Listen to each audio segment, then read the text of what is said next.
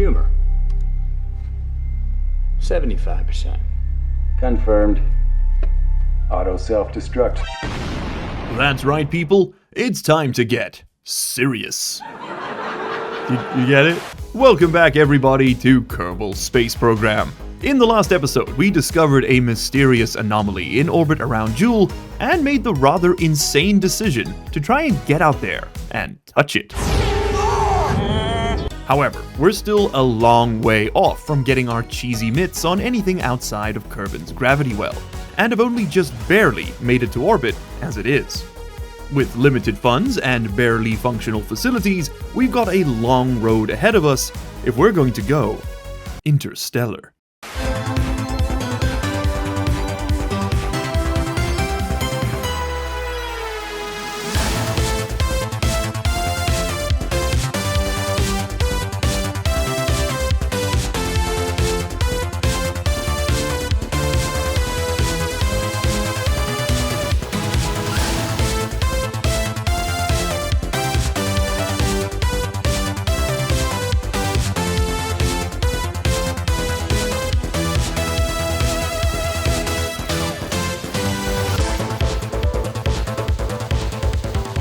And that interstellar road begins with, you guessed it, money, me boy! Which means contracts. A lot of contracts. Okay, what have we got here? Start exploring the mun. Could do. Parts testing. Stack separator orbiting Kerbin. $61,000 dues. That's gonna be one of them, for sure. What have we got up here? Put a new satellite in orbit of Kerbin. 83,000. Okay, but we got to get up to 35 million 35 million meters. Apoapsis is 20 million meters. Periapsis is 172.2 degree inclination. A little scary. Let's just have a quick look at the accepted ones. Did this have... No, this is just altitude. So we just got to go high, and then while we're in that transitional orbit, we can bring this with and just chuck it off the front. Okay, this is not going to be a scientific mission. This is going to be an exclusively money-making mission. So, destination orbit of Kerbin. We need to just wait there. We don't need to bring any specific equipment. Awesome. Okay, so solar panel, probe, engine. Which would also require designing a new rocket to go along with them. Getting up to the required orbit would need a lot of spare delta V, which is a measure of the amount of potential change to its velocity that a rocket can make. You can think of this in many ways as the rocket's range. In this case, the Beauplaise 1 is carrying a little under 4,500 meters per second of delta V, which should be just enough to nail the required orbit while keeping the costs to a minimum.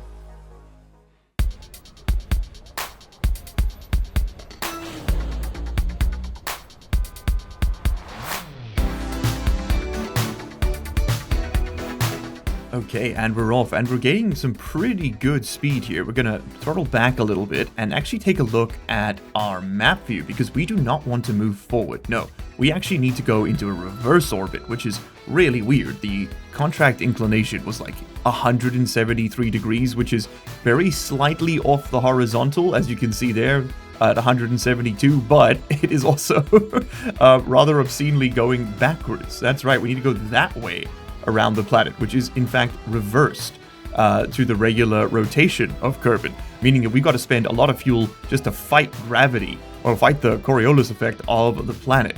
Let's also just spin a little bit here. I hear that's a good trick. And ditch these boosters.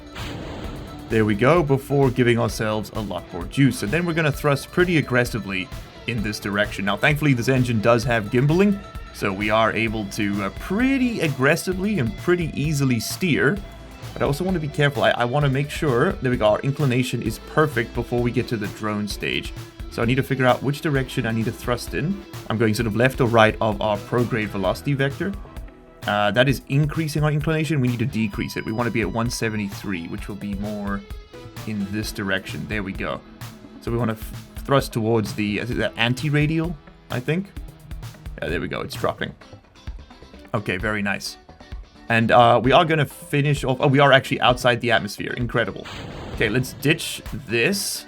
We're going to have to spin to get rid of it. Oh, it got a little stuck. Oh, no, the fairing's stuck. Oh my god, stop, bro. I'm Okay, very Kerbal launch so far.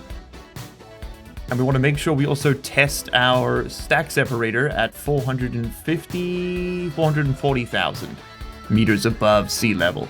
Okay, we've gone a little bit over on the inclination. That's totally fine. Let's just nudge it back.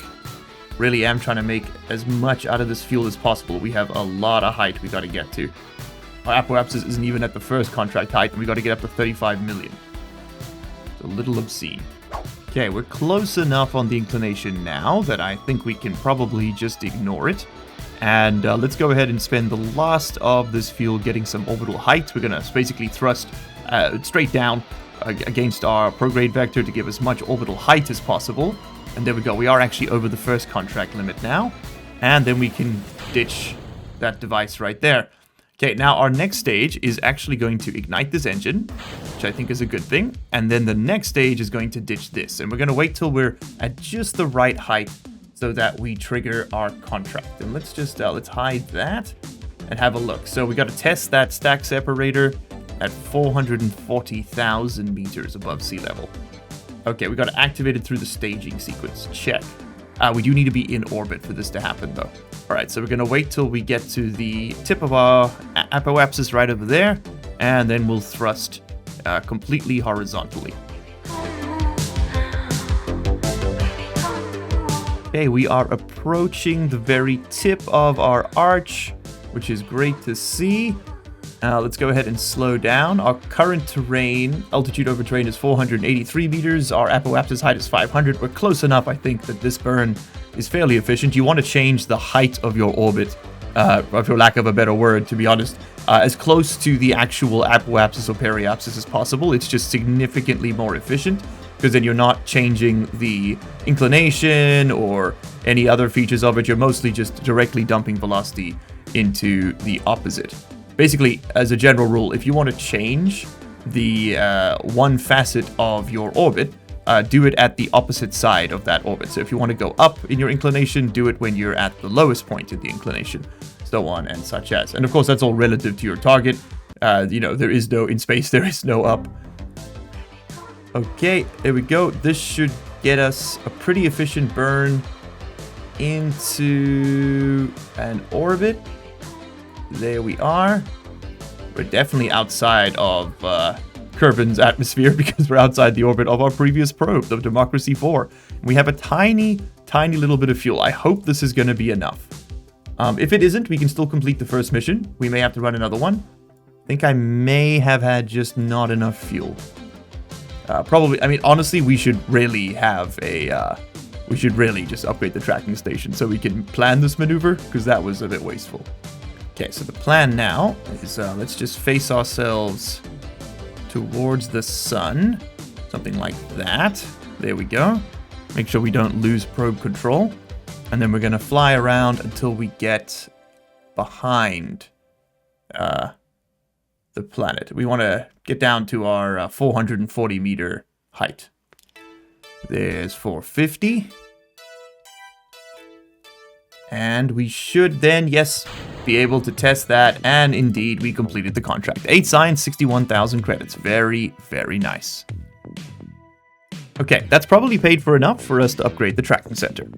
So let's go ahead and do that. 225k. Ouch. But, much fancier looking. Still under construction. It's probably going to stay that way for a little while, not going to lie to you. And now we can hop in there and take over the Boat Plays 1. Wait. There's one more piece of the puzzle. We also have to spend the money to upgrade mission control. That's right. Yes, down to 14k. But now we can do flight planning. Now we can plan maneuver nodes. You need both the tracking station and mission control to pull this off. This is gonna hurt. We're down to 14k. We spent 300, but those are two very critical upgrades done. The next two are going to be the launchpad and the VAB, of course. Okay, but let's add a maneuver node. We're going to want to push all the way out to that orbit. That's about the right height, isn't it? We want 20 for the periapsis. We can then adjust it on the side, and yeah, we got nowhere near enough fuel. Not even close. Like, actually kind of ridiculous how far off we are. And unfortunately, this probe contains no scientific equipment, so we can't even, like, sort of send it off to the moon to do something. I suppose if we get a contract for a shorter If we get a contract for a shorter satellite, we could use it for that. But for now, this thing's just going to chill in there. Out of interest, does the Democracy 4 have enough fuel? So we need... This is a good lesson. We need about 700 meters per second just to get out to the orbit. Because it's, again, going backwards, no. And the Democracy 4 is very much just facing the wrong way. Love that for it. Love that for it. Can we get you to point at the planet? That would be great. Yeah, you are straight up just an instrumentation platform. Yeah, you don't do anything. You've got no more fuel. Fair enough, bud. Fair enough. That's right, because we put you in a fairly inclined orbit so that you would hit more notes. I remember now. Out of interest, do we have anything stored in here we can transmit? Keep. Nothing. Okay, we'll go there and get that one day. But that means we need a new mission. Alright, new mission acquired. We're going to collect some data from around Kerbin, and that should be pretty easy to do because we can just use our instrumentation platform. That's why we don't deorbit these things, you see? Now, we do have a bunch of survey contracts over here. They're all below a certain threshold, though. Well, this one's above. And if they're above a certain threshold, you can actually just clip them with an orbit. If you get lucky, we just gotta wait for the planet to rotate over it, and we could hit that with the sensor. Yeah, that one will work. And that one will also work. That's a crew report, though, which I don't think we can do. We could do the temperature reading, but that's not really what I care about. What I care about is hopping back into the Democracy 4, which is probably about to lose power, and quickly transmit back one of those scientific instruments, and we'll get a free 20,000 funds. Very cool. Thank you very much. This is why companies invest in space infrastructures, because once it's up there, you can kind of keep it working for you for as long as you need it to, until it breaks. I guess that's all infrastructure, now that I say it out loud. Ooh, we have to boldly go. Maybe we skip past the probe missions and just go straight for crew missions, because crew missions do it all but better. The only issue is that, of course, you need to deal with life support, and we can't launch very heavy rockets yet. With those two rather large facility upgrades out of the way, we were looking a little, well, broke. We needed a cash injection, and fast. Enter our savior, the Mun probe strategy. With a small loan of $100,000, a 400% bonus to all Mun milestones, and an exploration contract to fly by the Mun, our next moves were pretty clear. Before this decade is out, we will put a Kerbal on the Mun. Not because it is easy, but because it is ludicrously profitable. However, our goofy little rockets were no match for the velocities needed here, and so a little blue crystal research will be required.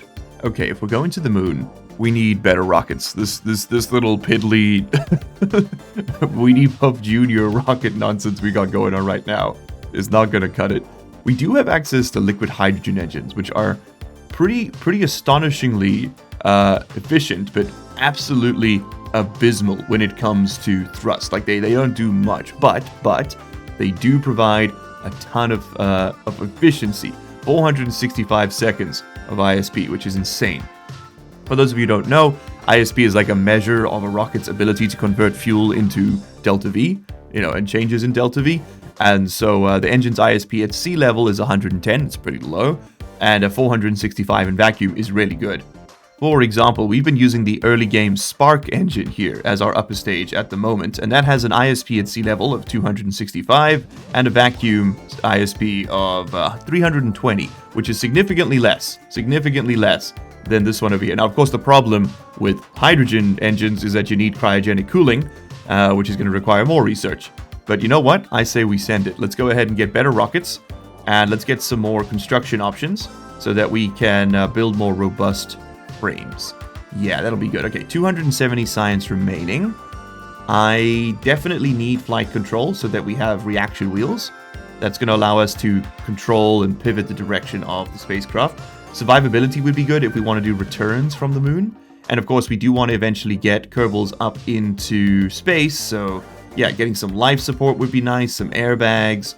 These are like emergency deploy capsules, if in case you come bamping down towards the ground. They're pretty good for keeping the crew alive, if nothing else. We got some floats, we got some universal storage sub-satellites. Let's go ahead and take it. I think it's a necessary evil to purchase that. And then I think for the final buy here, we are going to go down electronics, because I need batteries. Can't really do much without batteries and extendable solar panels. So let's go ahead and take some batteries. Oh, we even get lights. Very nice. And let's go build ourselves a more functional probe. Now, since we've upgraded our center here, we can also take on 5 more contracts, which would be really nice. We don't have a ton. We do have some more satellite contracts, which are an easy way to make a bit of cash. So that's what's 83 there, 60 there for 21 million. It's a bit more reasonable. As well as another 63k there for 38 million meters. That's insane. That's a bit insane. We can't really take on another exceptional contract, so that's going to have to wait. We could do a low Kerbal orbit satellite. 134,000 meters, 32 degrees in inclination. That's a little bit more sane, if you ask me. Yeah. And what does this need? It needs to have solar panels, and it needs to have an antenna. Okay, well, we would need that anyway. Okay, we'll take that low Kerbal orbit satellite. We also have a relay network. I'm not really ready for relays just yet. And the rest of this is to take atmospheric surveys. Now, you can actually do this from space, if I remember correctly. Like, if you're above 9,600 meters, you can do it from space, but I'm not going to risk it just in case we can't take that contract. I don't want to take the decline. So, yeah, we've got 4 contracts now.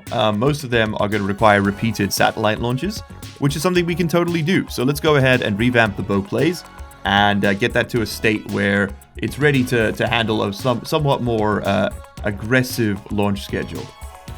And of course, new missions require new equipment. The bow plays 2 was thrown together with a few of the shinier new parts that the R&D boys had left lying around. Unfortunately, our new hydrogen engine did not make an appearance, despite its incredibly efficient profile, as it was just too heavy to be of use on such a light probe. With all the new bits stapled on, and with the rocket just about maxing out our launch pad's piddly weight limit of 18 tons, the bow plays 2 was rolled out to the launch pad. Hey, psst, you with the bald head. Yes, you. Episode 3 is live for members right now. It's just between you and me, Greg. Don't tell anyone.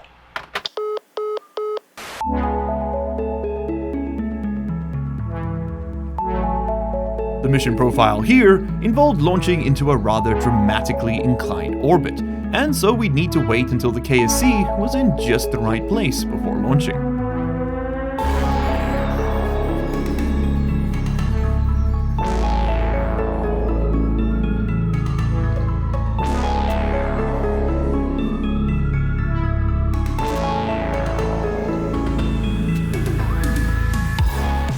Okay, let's go ahead and ditch that last stage. Fire up the engines. Deploy our solar panels. It's so dark you can't really see much here, I realize. I'm sorry about that. And fire it up again. So what we've done here is we've launched into an almost identical orbit already. Now all we need to do is match up the apoapsis and periapsis. Right now we're a little bit too high, and we are 1 degree off what the contract asked of us, which I think is close enough that they probably won't complain. We're just going to fly up to our apoapsis and then burn there to extend our periapsis in the most controlled way possible. If you burn before or after your apoapsis, you will also actually change your apoapsis height. But technically, if you are right on top of the high point of your orbit, all the velocity you add to your orbit will be for the other end of the arc, which will be down here, as you can see. But of course, as that moves away, we also lose efficiency. Now, you can constantly chase it, but I don't think that's necessary. We're basically just going to get this outside the atmosphere and then call that good enough. Also, I should probably be pointing directly prograde, not up at the sky, which is, that's my bad. That's my bad. Okay, let's go right over there. Tap the engines on just ever so briefly using left shift. And come on, come on, come on. So we want to aim to get this up to 134 meters. And we're probably going to have to bring down the orbital height as well. Sorry, not 134 meters. 134,000 meters. And we got a lot of fuel left over. We might be able to take this probe to the moon. That would be pretty cool. So we have not completed the contract as yet. And that is because we do not have the right orbital height on that side. So let's go ahead. Let's get here. Time warp down to 1. And then just lower our periapsis. Is that what it needs to be? I got too many contracts. Our orbit is... No, that's the wrong one.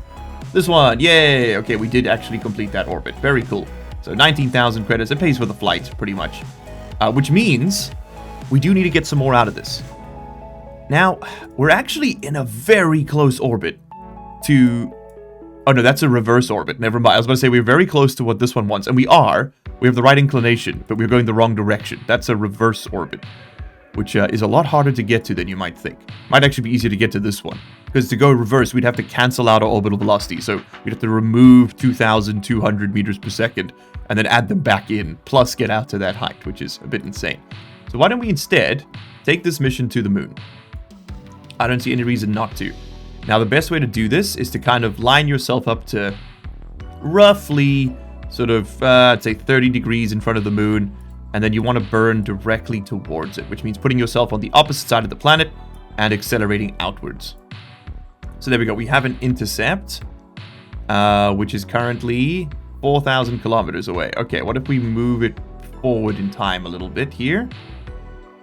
So we burn a little bit later, and then we can bring down that arch. I don't think we get out close enough. We might be too inclined. Oh, no, we got just enough. This just needs to be a flyby. The satellite doesn't need to do anything else. So there we go. That'll get us a 2 million kilometer flyby of the moon. I'm going to play with this and see if I can get us a slightly better intercept with our orbital budget, which is pretty tight, to be completely fair. A few minutes later. Okay, there we go. With basically every single drop of fuel left in this ship, I have managed to nail us a 9 kilometer or flyby of the Mun, which is really tight. But that's going to be super cool if we can get there. So let's go ahead and warp to our maneuver. It's a 23-second burn. Let's make sure our ship is facing the sun. We do now have these self-angling solar panels. Sorry, we couldn't show it to you in the mission viewer. The way they deploy, it's very cool. Let's go ahead and orient roughly that way. And then let's time warp to our maneuver node. Okay, we are a minute out from the maneuver. We need to fire in this direction, like so, in order to adjust it correctly. We got to point ourselves at the target node. And yes, since it's a 23-second burn, we want to execute it as evenly as possible to get as close to these parameters. So we're going to split that time across both ends of the actual node, meaning that we'll probably start burning 11 seconds before and finish burning 12 seconds after. You can start at 0, but then you're actually drifting from the point where you're supposed to be changing your velocity, because the way the calculation's done here is that you're doing 900 meters per second instantaneously at this moment, and that would put you in that orbit. But of course, time is a function, and so we need to kind of account for that. So yeah, at T-minus 11 seconds, we'll fire up the engines full throttle, and we'll accelerate outwards. Okay, 3, 2, 1, fire. There we go. Our tiny, piddly little thrust engine doing crazy work for us here. Taking us from our home planet, from the frickin' Kerbin. I was going to say the Earth, but that doesn't really work. The frickin' Kerbin to the frickin' Mun. Okay, straight munning it. Okay, now we want to slow down our thrust so that we can provide slightly more accurate, and of course, as you can see, our target is drifting. We want to provide slightly more accurate control. So the dotted line is our planned orbit. The hard line is our actual orbit. We want to try and line those two up as much as possible. Trying to watch the nav ball and the orbit screen. Oh, I think we got up 4 kilometers with 3 meters per second of change. Love it. Love it. Absolutely love it. Okay, we have broken the speed record. We've got over 2,500 meters per second. We've lost Minmus probes, and that's because we've just entered a flyby of the Mun, a planned one anyway. Now, these panels should be able to keep this thing alive for the entire duration of its transfer, which is 2 hours. So in 2 hours, we will be on the Mun. So what we need to do in that time is head back to the Space Center and see if we can't grab some Mun contracts. We might only get them after the flyby initiates, at which point we'll want to jump back here and try and pick up even more. And unfortunately, right now, nothing. Absolutely nothing. And we just hope and pray that we have enough going on, that once we have enough reputation, rather, that once we get into the flyby of the Mun, we actually, can get some more contracts to make some extra cash out of it. Alright, and that's it. We have officially entered orbit of the Mun. There it is. There it is, and there's Kerbal in the distance. Oh, incredible. Okay, so we would have smashed out a few milestones. As you can see, having left Kerbal, we would have gotten 26k-ish as a milestone reward. However, because of our policy, we actually do not receive that. However, the 26k we got for entering the Mun's flyby has also provided us an extra 100,000 funds. So, very cool. We now have access to a lot more stuff. Now, we did actually have a mission to recover science experiments from around the Mun while in a flyby. So let's go ahead and log the pressure data, transmit that home, and that's going to finish another contract. And we can do the same over here for the temperature. All right, lovely. Wish I brought more science now. We just didn't have the budget. Okay, so another 69,420, very nice from the milestones. And a whole bunch of cash for that contract. So let's go back to the Space Center before we appreciate the Mun in all its glory and see if we can't pick up another contract. Exploration Plus. Okay, so we want to orbit the Mun. Absolutely. That's something we want to be taking on soon. And is there anything else I want to do here? It's all Kerbin. No, unfortunately, no satellites just yet. We got some polar orbits. 20k is reasonable. Clever sat. No new contracts. Okay, so let's just go enjoy it.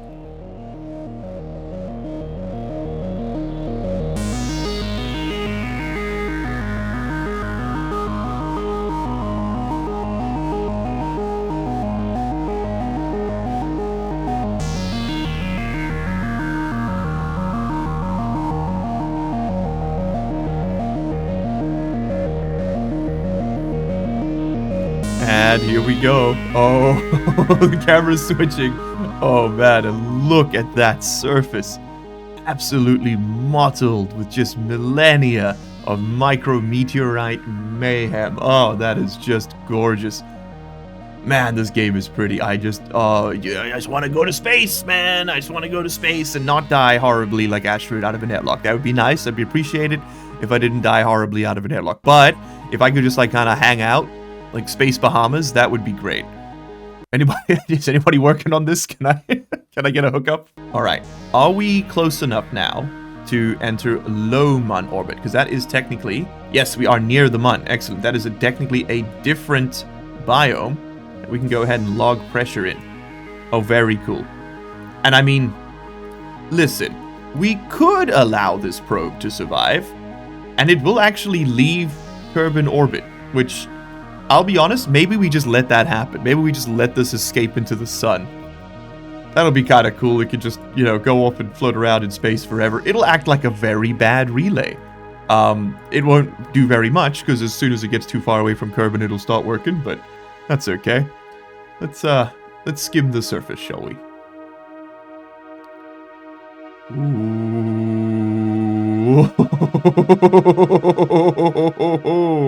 That was close. And that's it. The bow plays 2, the first ever Kerbal-made vessel to reach outside of Kerbin's gravity well and truly touch the stars. Or at least, another planet. Which is really, really amazing. Okay, bye-bye, Moon. It was lovely to know ya. We'll see you in the distance. And I guess it's time to launch the next one. And this time, hopefully, to stay.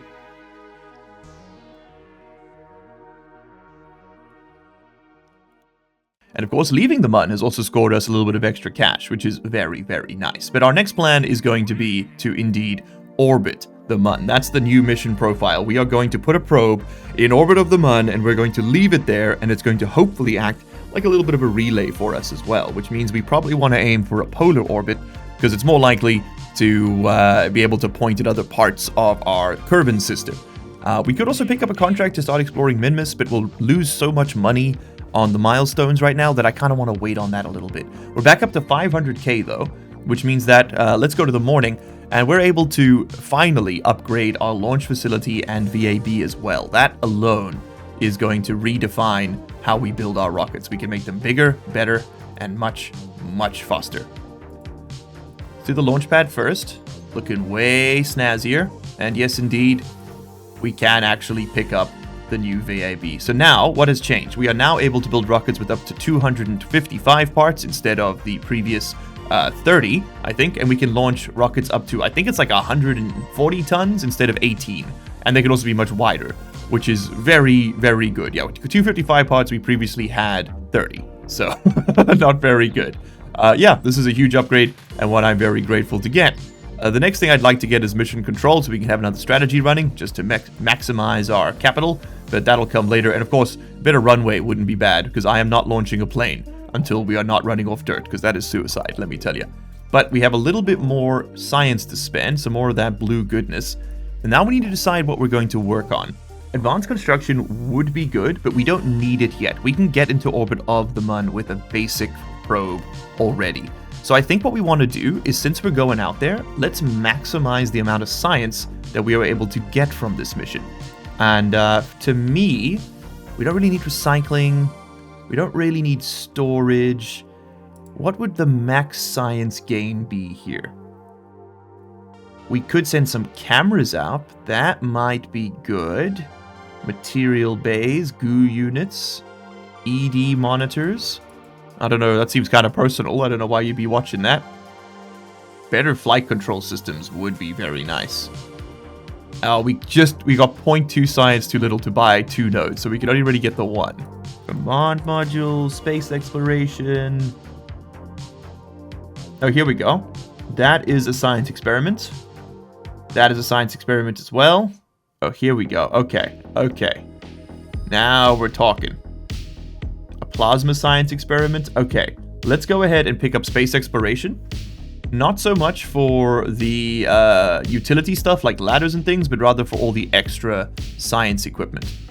All right, efficient propulsion would have been nice because that would give us vacuum liquid fuel engine, which is a little bit lighter because the other one we had was very heavy. But this will work for now. Okay, let's do this.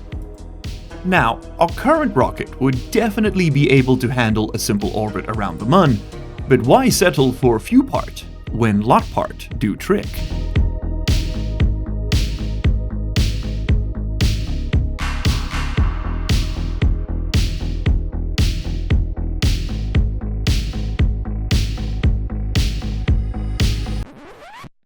Now, the monstrosity I've created here is clearly a bit insane.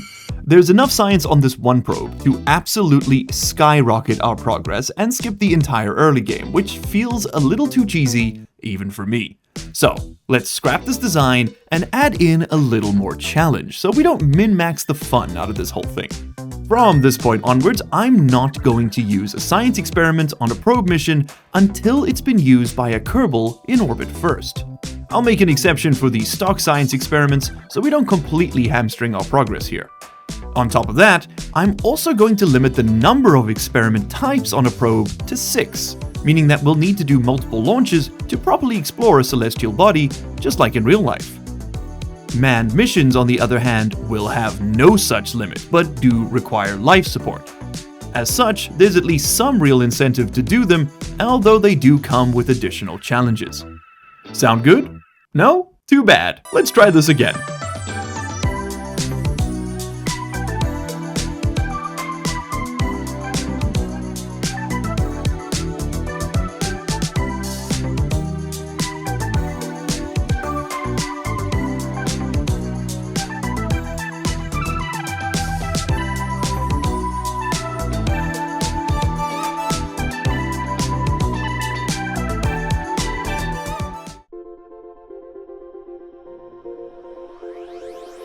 What is this I see before my very eyes? Is that actual infrastructure on the launch site? Nah. Could never be my Kerbal Space Program, no sir. Well, whoever put this stuff here clearly wants us to succeed, so let's not disappoint them. 3, 2, 1, launch! Is what I would say if I had staged this correctly. There we go. Remember everybody, check yo staging. In 3, 2, 1.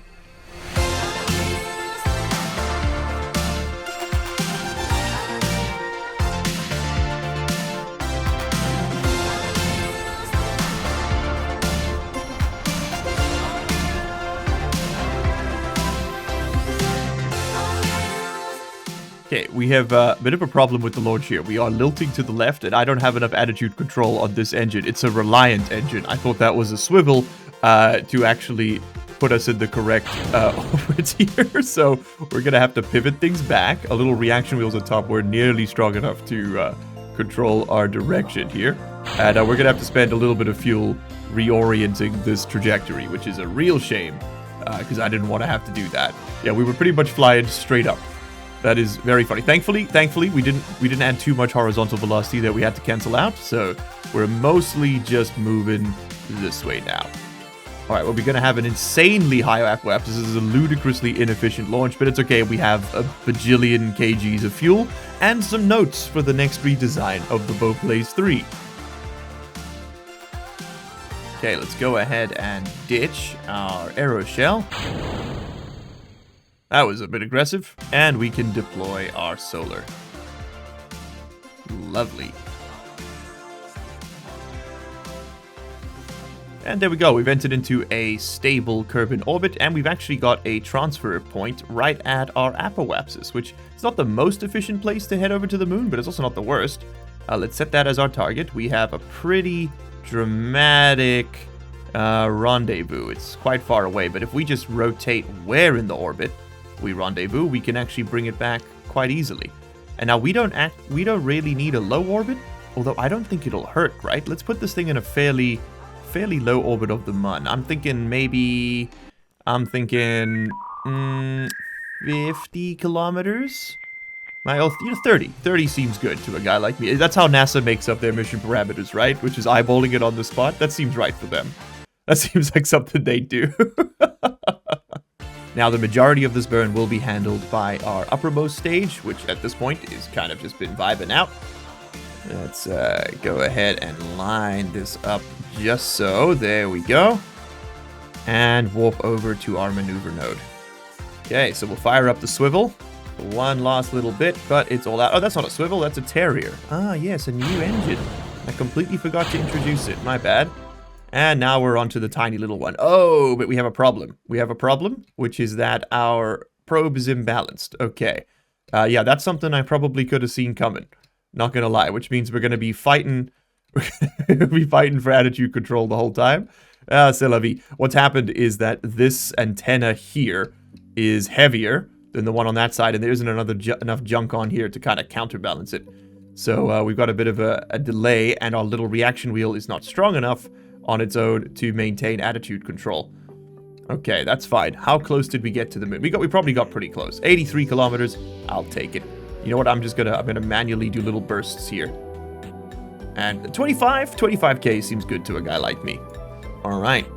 So let's just make sure we are oriented correctly. Yes, we are. I'm not going to do any science experiments until we get around the Mun, because that's where we want to do a lot of our work.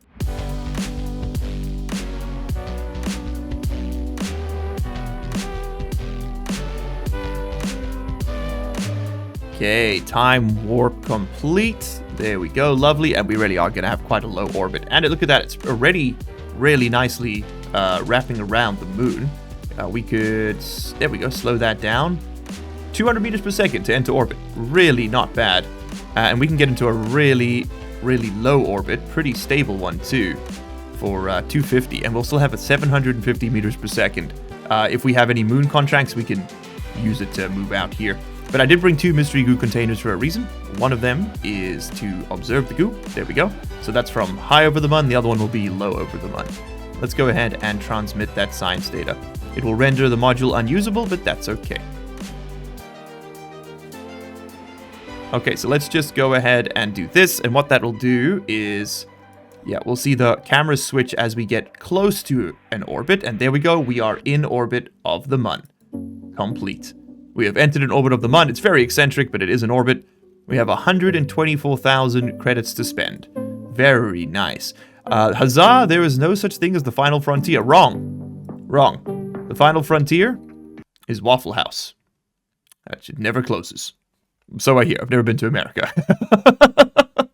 Can the Americans in the chat please confirm? Also, it looks like if we keep the thrust low enough, the reaction wheel can compensate for the difference in weight. how high can we go before we start drifting? Okay, two nodes. So 2 nodes is our max. Gotcha. All right, let's just keep thrusting here so that we reduce that. Reduce that apoapsis as much as possible. And oh, I'm a little bit scared. Okay, 24. 20, that's close enough. That's close enough. We now are, of course, in space low around the Mun, which means that we can do our next experiment, which was this one over here. There we go. 12 science. Thank you very much. And we can do our mystery goo observation as well. No, that's mystery. That's mystery goo.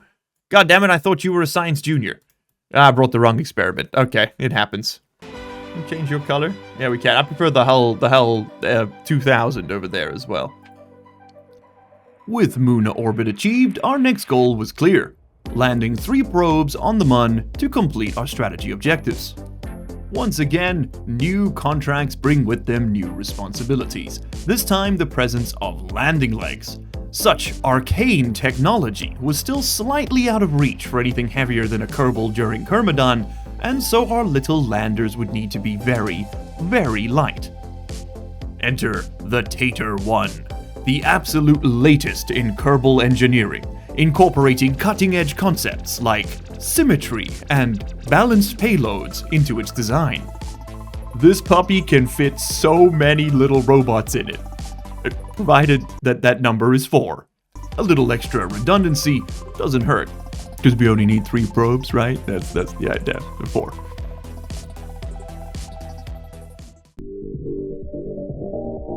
Three, 2, 1, launch.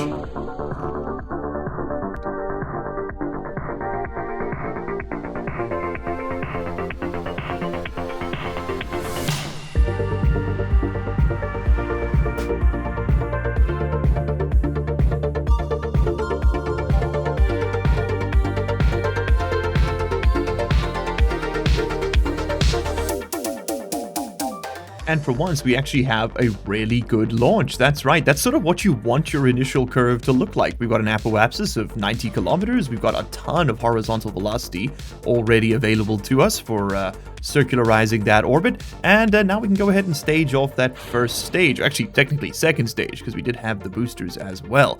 So let's fire up our upper stage.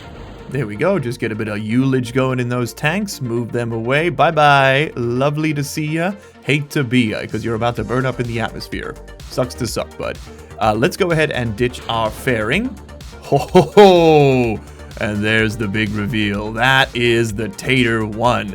Our latest mad invention. It's got 4 probes. It's got 4 places to be. Let's go ahead and get it to the moon, for starters. Anything else, and we're probably going to regret not firing that up. I also do need to remember to turn on our solar panels because we are currently losing power.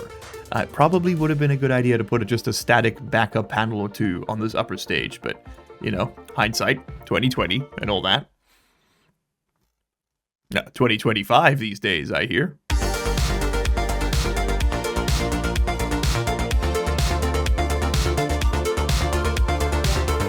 Okay, so let's watch that orbit come in here. So we're going to burn basically completely prograde here and try and get that down to, I think, let's go 400 kilometers.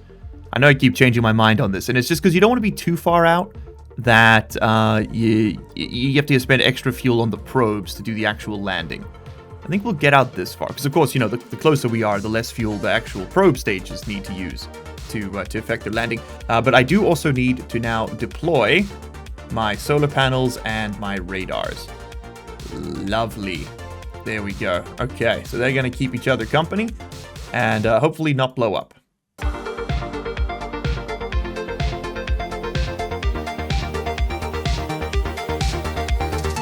And just like that, we're back on a flyby of the month. Let's go ahead and plan a maneuver right at Periapsis. You know why at this point, so that we can circularize that orbit. Okay, let's line ourselves up appropriately, like so. Oh, I didn't put landing lights on these things. Ooh, okay, we're definitely going to need a land on the light side of the Mun, even if we have signal, for the simple reason that I won't be able to see the ground if we don't do it that way. Alright, let's start burning now. Perfect circularization is nice, but it's not a requirement, right? Okay, and we have finished our transfer tank. Let's go ahead and stage and fire up our next engine. So that does mean we've left a bit of debris in orbit of the Mun. That's okay. Space is pretty big. It'll be quite a challenge to run into that at some point. I don't put it past me, but it is possible, but I doubt it will happen. And there we go. That is a pretty dang good circular orbit if ever I've seen one. And that probe's gotten a lot smaller now, hasn't it? Point ourselves straight that way. Perfect. Yes, give me all the juice. And let's go ahead and warp around to roughly this position in our orbit. There we go. And that's where we'll deploy our first probes. Okay, let's do our very first test probe launch here. This is the one that's the most likely to have issues because I'm worried that these landing legs are going to clip each other, it's going to spin out, it's going to smash the solar panel. That's why we have so much redundancy on here. We even have an extra probe. We only need the 3. Let's go ahead and decouple. We don't have any probe control. Never mind. We're not doing anything. We are completely occluded. Okay, warp forward a little bit. It's not ideal. I would have preferred to have done that right now, but that's why you got to get comm networks. Aha, look at that, and Bowplace 3 coming to the rescue. It is actually beaming the signal to us. It's not very, it's actually a pretty good signal. It's good enough. We can use that. All right, that's about to be occluded too, so let's go ahead and get this done sooner rather than later. And let's detach. We'll detach this one first. Yeah. I gotta just find the right button. There it is. Okay. You are being decoupled. 3, 2, 1, go. A flawless departure. Oh, hell yeah. Okay, switching target. Looking good. Let's go ahead and deploy our solar panels. Let's go ahead and reorient so that we face the sun. Lovely. Charge those batteries.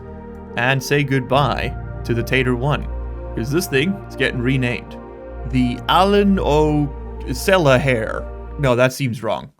The Alan O'Cellagher.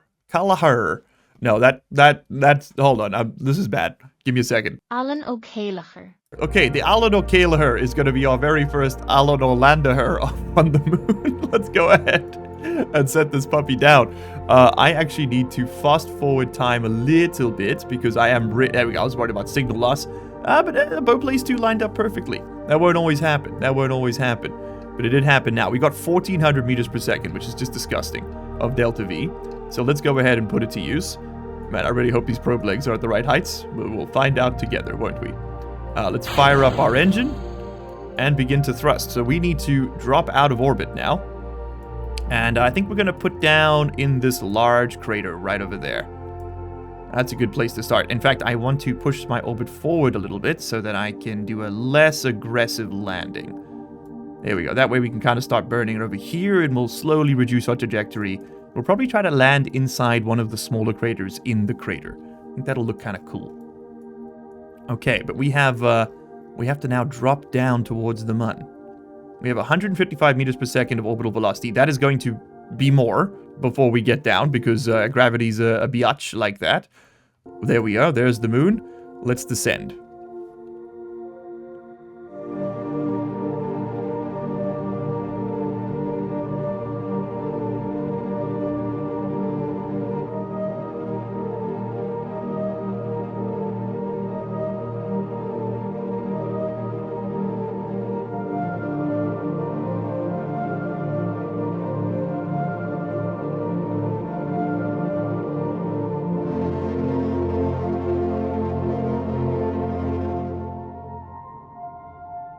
Okay, at around 50 kilometers above the surface is when I usually start worrying, so let's go ahead and sort out our trajectory. Now, I do want to land a bit more central within the crater, around about there. And we've got a pretty good engine and we've got a pretty light spacecraft, so I don't want to burn too early, because if we zero out our horizontal velocity right now, we're just kind of going to land on the edge. And I would like to go a little bit more central, just for the vibes, you know, just for the vibes. So let's let it go a little further, and I think I want to aim for this guy right over here. So what we're going to do is we are going to fire up the engine, and we're going to start burning off our horizontal velocity. Now, there's two ways we can do this. We could just burn directly at our retrograde vector here, which is basically we're burning in the most efficient way possible. We're not changing our direction at all. We're just reducing our speed.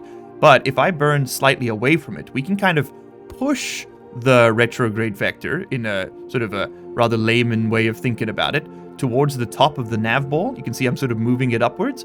And what that's effectively doing is first canceling out the horizontal velocity before we deal with the vertical velocity. And that'll allow me to land over whatever I'm flying, which is pretty cool. Wait, it'll allow me to land on whatever I'm flying over. Aha!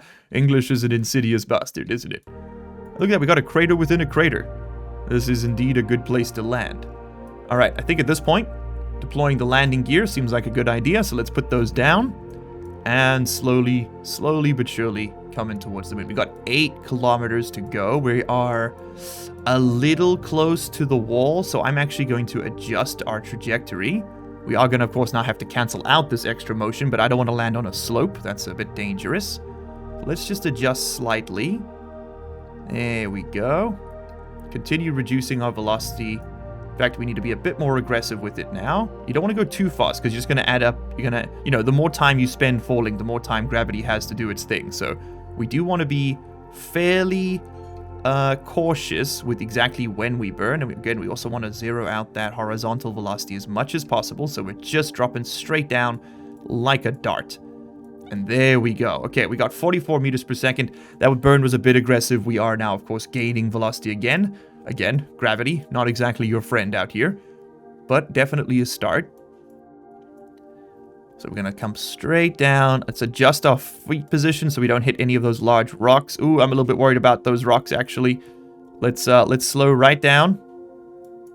Slow right down. There we go. We are actually, we gained a bit of speed. I went too quick with it. That's okay.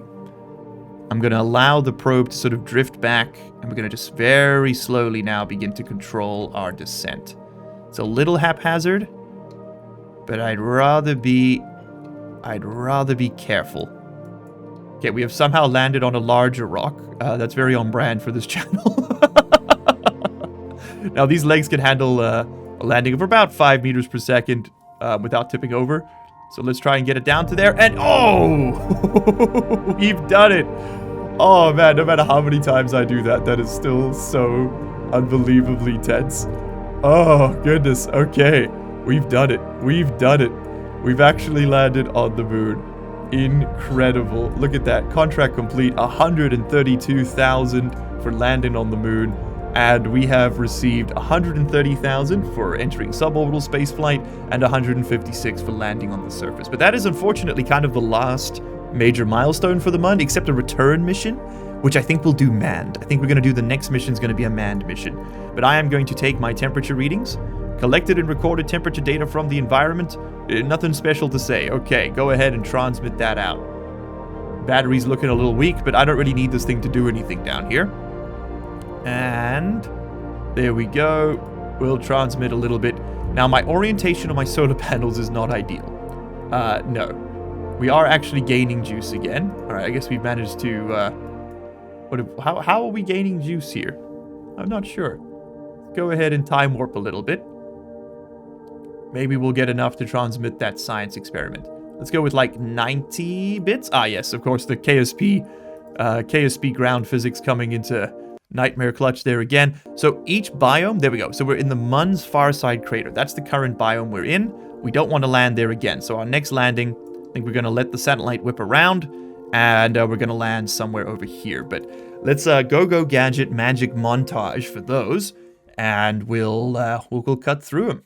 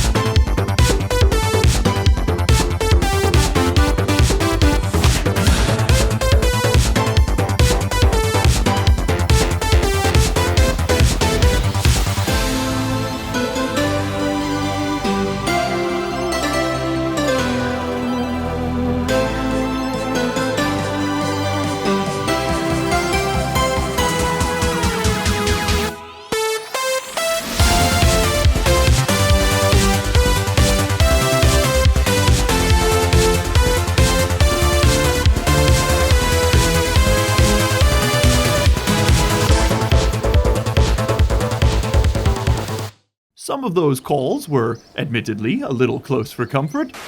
Oh my god, no! The physics! Oh, please don't be too fast. Oh, okay, we survived. But we've done it. 4 probes landed across 3 biomes. An absolutely incredibly profitable feat for all